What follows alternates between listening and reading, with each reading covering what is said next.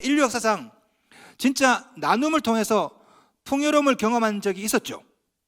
언제입니까? 사도행전에 나오는 초대교회예요. 초대교회. 서로 물건을 통용하고 재산과 소유를 팔아서 필요한 사람 막 나눠주고, 그럴 때 기쁨이 있었고 풍요로움이 있었죠. 아니, 석기 시대는 잘 모르겠어요. 그런데 적어도 초대교회 당시는 나눔을 통해서 풍요로워졌던 때가 있었거든요. 자, 불행히도 오늘날에는 이런 초대교회의 이런 풍요로움이 사라졌습니다. 왜? 서로 뺏으려고 하고 또 안 뺏기려고 하고, 그러니까 서로 야박하고 인색하고, 이렇게 물질 문명이 발달했지만 여전히 불평등이 심화되고 굶는 사람이 많고, 그렇죠? 자, 2000년 전 우리 주님이 이 땅에 오실 때도 그때 로마도 그랬습니다. 참 야박했어요. 자, 오늘 본문에서 로마 황제 가이사 아구스투스가 호적 명령을 내립니다. 자, 2장 1절. 그때 가이사 아구스토가 영을 내려 천하로 다 호적하라 했으니, 호적은 인구조사를 말합니다. 인구조사를 왜 합니까? 여러분, 고대 국가의 인구조사 목적 딱 두 가지죠. 하나는 군역, 하나는 세금. 그죠?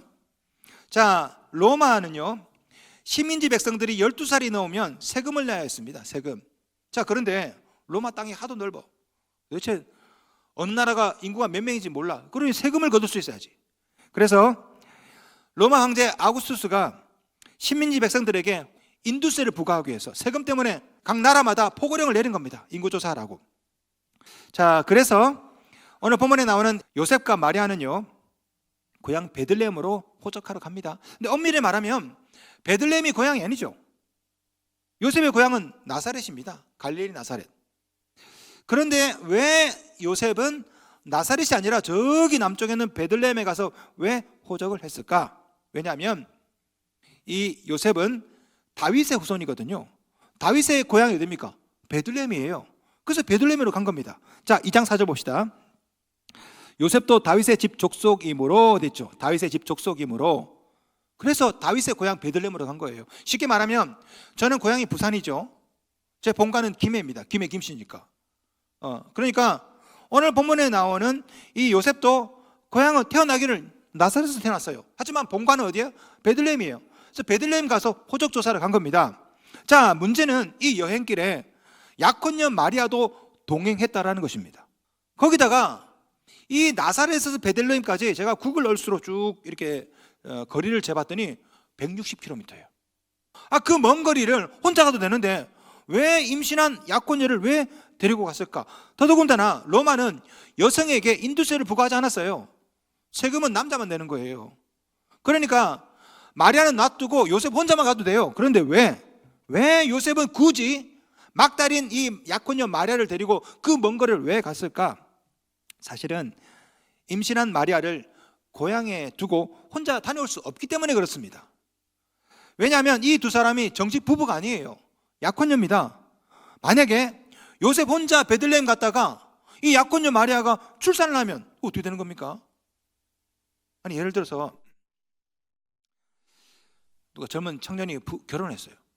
6월 달에 결혼했는데 11월에 애가 나왔어. 그럼 뭐합니까? 우리가 날짜 세죠. 그 다음에 뭐라 말합니까? 했어. 뭘 했어요? 기도. 어쨌든 뭔지 모르겠습니다. 근데 만약에 만난 지 10개월이 안 됐는데 애가 나왔어. 애 누구예요? 그 문제가 있는 거죠, 그죠? 요셉이 그 걱정을 한 겁니다. 지금 내가 마리아랑 만나가지고 약혼한 지가 10개월이 안 됐어요. 이 애가 도대체 누구인지 모르겠어.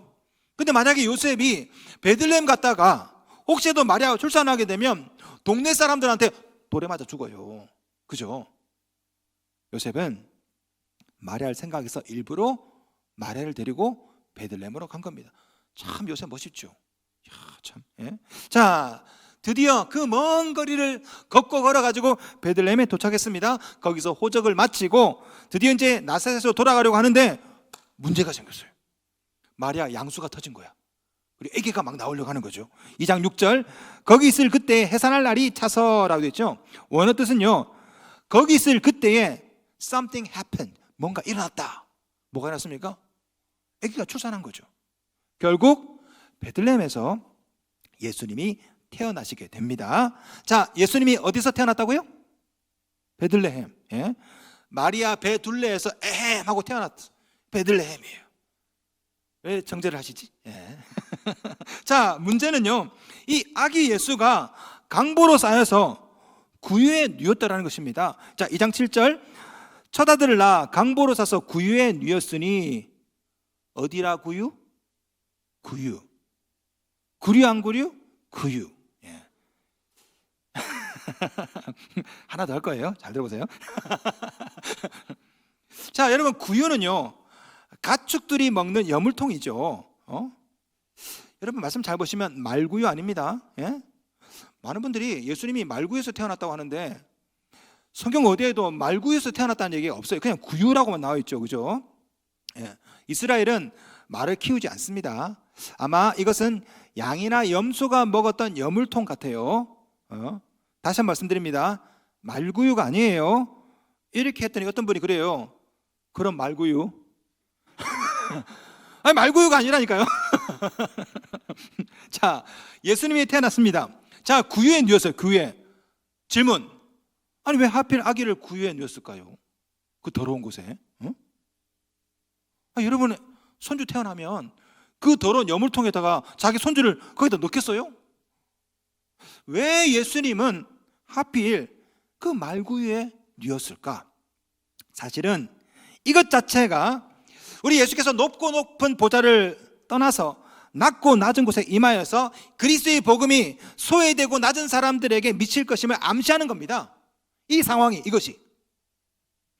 그 당시 팔레스타인의 가옥 구조를 보시면요, 큰 집은 대체로 보통 동굴 이렇게 쓰면 동굴에다가 잇대어서 집을 지었어요. 그러면 큰 집에는 이제 집주인이 사람이 살고, 이 동굴 안에 있는 여기는 염소나 양이나 가축들이 이렇게 삽니다. 이렇게. 그런데 좀 가난한 사람은요, 집 한 채 안에 같이 살아요.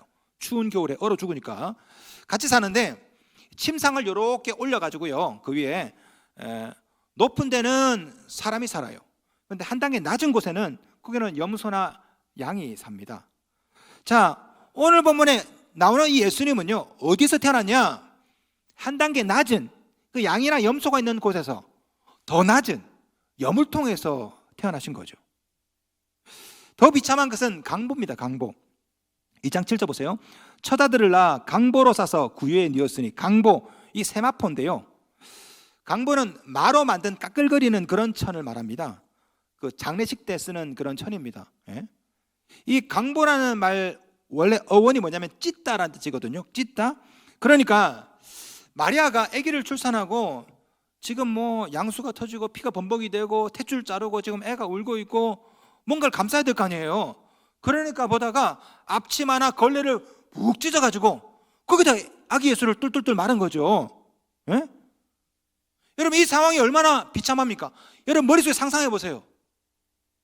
가장 축복받아야 될 여인의 첫 출산이 이렇게 동물이 있는 곳에서, 이 더러운 곳에서 가장 축복받아야 될 첫 번째 아기가 그 더러운 여물통에 시체를 감쌀 때 쓰는 그 세마포에 푹 찢어가지고 똘똘똘 말아서 그 까끌까끌거리는 천에 쌓여있는 그 아기 예수, 그리고 그 산모 마리아, 이 너무나 비참한 거 아닙니까?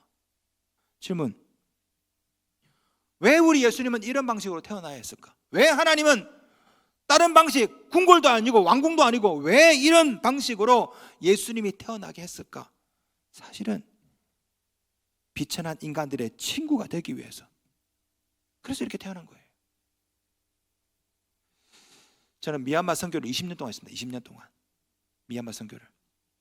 존 다링 목사님, 우리 미얀마 신성교회 존 다링 목사님이 어느 날, 김 목사, 내가 왜 당신을 좋아하지 않냐 물어보시더라고요. 왜 했더니, 넌 우리랑 같이 먹잖아, 우리랑 같이 잠을 자고 같이 다니고. 제가 그랬거든요. 호텔에서 안 자고 존 목사님 집에서, 현진 집에서 잠을 자고 그들이 먹는 것을 같이 먹고, 그래서 좋아한대요. 그래서 여러분, 친한 친구가 되려면 친구랑 같이 먹고 같이 목욕하고. 지난주 우리 금토 1박 2일 동안 우리 장로님들과 정책당회를 했습니다. 제가 꼭 1박 2일을 합니다. 왜? 장로와 목사가 같이 먹고 같이 자고 그럴 때 하나가 되거든요. 친구가 되려면 그 친구의 상황을 이해해야 됩니다. 그래야 친구가 되는 거 아닙니까? 여러분, 굶고 있는 북한 사람들에게 아이고 먹을 것이 없으면 차라리 라면이나 드시지, 이러면 안 되는 거죠, 그죠? 자, 우리 예수님은 인간의 친구가 되기 위해서 사람이 되셨습니다. 이 세상의 모든 가난한 사람들 고통을 이해하기 위해서 가장 낮은 곳, 가장 더러운 곳에 태어나신 거죠. 낮고 더 낮은 곳에, 낮은 우리의 더 낮은 여물통에 태어나신 겁니다. 왜? 가장 가난한 사람들을 이해하기 위해서. 우리 예수님은요, 어려움에 빠진 부부의 상황을 아십니다. 왜? 우리 예수님의 모친 마리아 요셉이 비참하게 출산을 했거든요. 그래서 천사가 이렇게 말한 겁니다. 2장 12절, 너희가 가서 강보에 쌓여 구유에 누에 있는 아기를 보리니 이것이 너희에게 표적이니라 하더니, 표적, 원어 뜻은 증거라는 겁니다. 증거. 자, 강보에 싸서 구유에 누워있다, 이것 자체가 증거라는 겁니다. 무슨 증거? 메시아는, 예수님은 궁궐이 아니라 낮은 곳에, 더 낮은 곳에 비참하게 태어나셔서 너희를 구원하고 너희를 이해하기 위한 증거라는 거예요. 성도 여러분, 우리 주님은 여러분을 아십니다. 가난한 자들의 고통을 아셔요. 가난한 부부의 현실과 처지를 이해하십니다. 왜? 이미 다 경험하셨기 때문에. 자, 그러나 문제는 이런 예수를 세상 사람들이 거절한다는 거죠. 예수님은 당신을 이해하십니다. 아, 이건 됐고. 예수님은 당신 사랑하십니다. 아, 몰라. 사람들이 거절을 해요. 문제는 이런 일이 2000년 전에도 있었습니다. 오늘 본문을 보시면 우리 예수께서 태어나실 때 묵을 방이 없었대요. 자, 2장 7절, 첫 아들을 낳아 강보로 싸서 구유에 누웠으니 이는 여관에 있을 곳이 없음이러라 됐죠. 어쩌면 요셉과 마리아는 베들레헴의 여러 숙소의 문을 두드렸겠죠. 톡톡톡톡. 제 아내가 지금 막 출산하려고 합니다. 양수가 터졌습니다. 사람들은요, 딱 보고, 누가 봐도 임산부인 거 알지 않습니까? 누가 봐도 지금 출산하고 있다는 거 알잖아요. 하지만 거절합니다. 왜 문을 열어주지 않았을까요? 자, 보세요. 오늘 본문에 나오는 이 베들레헴은 크기가 되게 작아요. 제가 실측을 대략 구글 얼스로 해보니까 우리 신성동보다 작아요. 제가 여러 자료를 쭉 찾아서 보니까 2000년 전에 베들레헴에 몇 명 살았을까? 대략 한 300명 정도 살았답니다. 아주 시골 마을인 거죠. 자, 그런데 아구스투스가 호적하라, 그러니까 모든 사람들이 고향에 가서 본관에 가서 호적을 하는데, 어쩌면 이 신성동만한 이곳에 300명이 사는 곳에 수만 명이 온 거예요. 수만 명이 호적하러. 아싸, 기회죠. 수만 명이 와가지고 호적하기 위해서 전국에 있었다고. 전국에서 여관이 없어요. 여관이, 방이 없다고. 지금 부르는 게 값이야. 10만 원, 20만 원, 100만 원 해도 줄을 서 있다고. 자, 그런데 요셉과 마리아는 돈이 없어요. 목수라고, 목수. 아무리 산딸이 되었다 하더라도 공짜로 빌려줄 수 있나요? 안 되죠. 그래서 문을 닫은 겁니다. 없습니다. 물론 이 집주인들에게는요, 다락방도 있었을 테고 거실, 사랑방, 거실 있었겠죠.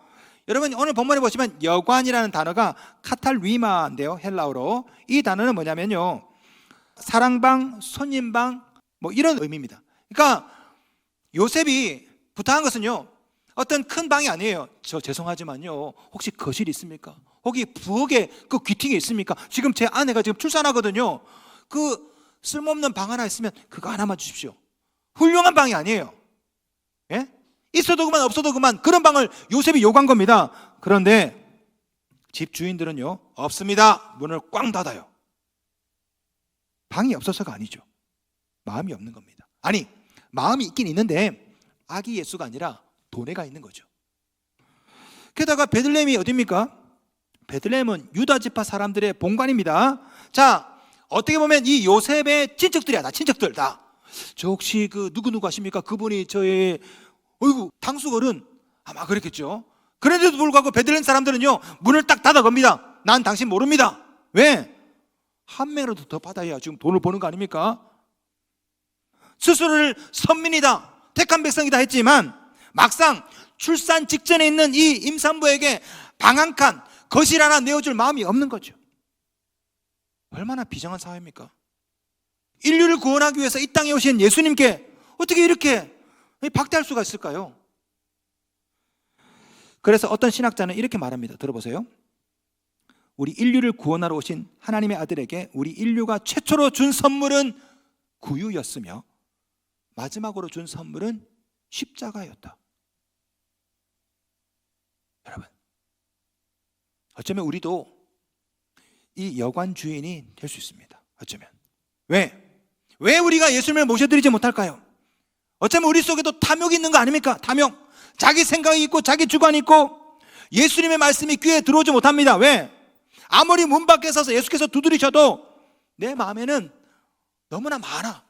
돈도 있고 취미도 있고 너무나 많아. 2장 7절 말씀, 이는 여관에 있을 곳이 없음이러라. 있을 곳이 없음이러라. 있을 곳은 있죠, 엄밀히 말하면. 문제는 예수님께 내어드릴 방이 없는 거죠. 자, 오늘날에도 우리 주님은 목회자를 통해서 여러분의 마음의 문을 녹하십니다. 아무개야, 똑똑똑똑 기도하자, 예배하자, 헌신하자. 그런데 우리는 마음의 문을 열지 않죠. 왜? 내 마음에 이미 돈으로 가득 차 있어요. 취미, 내 주관, 사상, 돈. 예수님이 머물 자리가 없어요. 이는 암흑의 마음에 예수께서 있을 곳이 없음이로라. 어쩌면 우리 주님은 지극히 작은 자의 모습으로 오셔서 여러분의 마음의 문을 놓고 할 수 있습니다. 예. 우리 주님은 이 설교 중에 여러분의 마음의 문을 놓고 할 수 있지만요, 월화수목 금토 주중에 여러분의 이웃의 모습으로 여러분의 마음의 문을 놓고 할 수 있습니다. 언니, 나 좀 도와줘. 똑똑똑똑. 2000년 전 여관 주인에게 방은 있었죠. 그러나 가난한 사람들에게 내어줄 방은 없었습니다. 어쩌면 오늘날 우리도 방은 있죠. 그러나 내 마음에 맞는 사람에게만 문을 열어주고 마음에 맞지 않는 사람에게는 문을 닫을 수가 있죠. 나를 좋아하는 사람, 나와 잘 맞는 사람, 이런 사람은 마음에 방이 많아. 들어와. 그런데 가난한 사람, 나랑 맞지 않는 사람, 특이한 사람, 나랑 생각이 다른 사람은요, 아무리 도움을 요청하더라도 문을 열어주지 않습니다. 왜? 내 마음에는 그 사람이 차지할 방이 없거든요. 이 성탄절에 우리가 해야 될 일이 뭘까요? 닫은 문을 여는 것입니다. 있을 곳이 없는 예수님께 우리의 마음의 문을 여는 거죠. 있을 곳이 없는 우리 이웃, 친구, 교인들을 향해서 우리 마음의 문을 여는 것입니다. 있을 곳이 없다고 생각하는 내 마음에 방 한 칸을 마련하고 내어주는 것, 이것이 우리가 성탄절에 해야 될 일 아닙니까? 우리 주님께서 나중에 이런 말씀하세요. 마가복음 9장 37절, 누구든지 내 이름으로 이런 어린아이 하나를 영접하면 곧 나를 영접함이요, 누구든지 나를 영접하면 나를 영접함이 아니요 나를 보내신 이를 영접함이니라. 예수님께서 왜 이 말씀하셨을까요? 어쩌면 요셉이, 마리아가 예수님께 어릴 때 그러지 않았을까요? 예수야, 너 태어날 때 아이고 내가 베들레헴 갔거든. 그런데 아무도 문을 안 열어줬어. 예수님께서 이걸 기억하고 있다가 나중에 메시아 사역을 시작할 때 이런 얘기 하신 거예요. 누구든지 어린아이 하나를 영접하는 것이 곧 나를 영접하는 것이다. 왜? 예수께서 태어날 때 이미 경험하셨거든. 어린 아기 예수를 아무도 영접하지 않아. 만약에 그 베들레헴에 있는 300명의 여관 주인들 중에 어느 한 사람이 임산부와 어린아이 하나를 영접했다면 그것은 곧 예수를 영접하는 것이죠. 그것은 곧 이 예수를 보내신 하나님을 영접하는 거 아닙니까? 만약에 그랬다면 우리가 읽는 성경이 달라졌을 거예요. 성탄절 때만 되면 교회마다 동방박사 3사람 나오고 목자들 나오고, 만약에 어느 여관 주인이 예수를 만약에 드렸다면 성경도 달라졌을 것이고 성탄절 선곡도 달라졌을 거야. 그 중에 여관 주인 한 명이 나왔겠죠. 러브 모텔 사장 누구 이런 식으로. 주님을 섬긴다는 것은요, 주님을 영접한다는 것은 거창한 것이 아닙니다. 헌금하고 이게 아니에요. 지극히 작은 어린아이 하나로 오는 여러분의 이웃들을 영접하는 것, 그것이 곧 예수를 영접하는 것입니다. 여러분이 만약에 그렇게 한다면요, 나중에 이 다음에 우리 주님께서 이렇게 말씀하실 거예요. 마태복음 25장 35절, 내가 줄일 때 너희가 먹을 것을 주었고 목마를 때 마시게 하였고 나그네 되었을 때 영접하였고. 주님, 제가 언제 그랬습니까? 네가 그랬다. 내가 그때 구걸하고 있을 때 네가 나에게 1,000원짜리 하나를 주었다. 친구의 모습으로 너에게 도움을 요청할 때 네가 도움을 주었지. 그게 바로 That's me. 그게 바로 나였다. 여러분에게 요청하는 자들을 거절하고 싶을 수도 있을 것입니다. 물론 사람들 중에는 말 섞기 싫은 사람이 있어요. 그죠? 나랑 정말 안 맞는 사람이 있을 수도 있습니다. 그럼에도 불구하고 우리 그리스도인들이 해야 될 일은 뭐냐? 정지하면서 마음의 문을 닫는 것이 아니라 내 마음에 방 한 칸을 마련하고 마음의 문을 여는 거예요. 여러분 이해가 안 돼. 용납도 안 돼. 하지만 마음에 방 한 칸 마련할 수 있는 거 아닙니까? 드러내줄 수 있는 거 아니에요? 그 중에는 어쩌면 여러분과 다른 이념, 다른 성향을 가진 사람들도 있을 수 있습니다. 그들을 향해서도 우리가 마음의 문을 좀 열어보면 어떨까? 지난 12월 3일 대통령이 비상계엄을 선포하면서 우리 사회는 큰 혼란을 겪게 되었습니다. 그리고 어제 12월 14일 저녁 국회에서는 대통령 탄핵소추안을 가결하면서 12월 14일 어제 저녁부로 대통령의 직무가 정지되었습니다. 헌재에 의해서 탄핵이 인용이 되면 대통령은 즉시 파면되고 60일 이내에 차기 대통령 선거가 치러지게 됩니다. 저희 염려는요, 이 과정에 일어나게 될 국론 분열이죠. 헌재의 그 수많은 그 변론 과정 중에 아마 찬반 집회가 계속 막 일어나겠죠. 동시에 대통령 선거 레이스가 벌써 시작되었습니다. 후보들 간에 서로 지금 비방하고 언론은 또 누군가를 악마화하면서 이 사회가 더 시끄럽게 국론이 분열되겠죠. 저는 이 과정에서 왜 우리나라, 우리 이민족에게는 빈 방이 왜 없을까? 왜 우리는 나와 생각이 다른 사람들에게 문을 열지 못하고 굳게 닫아 걸고 있을까? 2000년 전 조금이라도 돈을 더 벌기 위해서 매몰차게 임산부와 아기를 외면하며 굳게 여관문을 걸어 잠궜던 것처럼 어쩌면 우리도 마음의 문을 굳게 닫아 걸어요. 네. 서로 양쪽에 빈 방이 없는 것이죠. 이해가 안 됩니다. 용납할 수가 없어요. 그래도 마음의 문을 좀 열어보면 안 됩니까?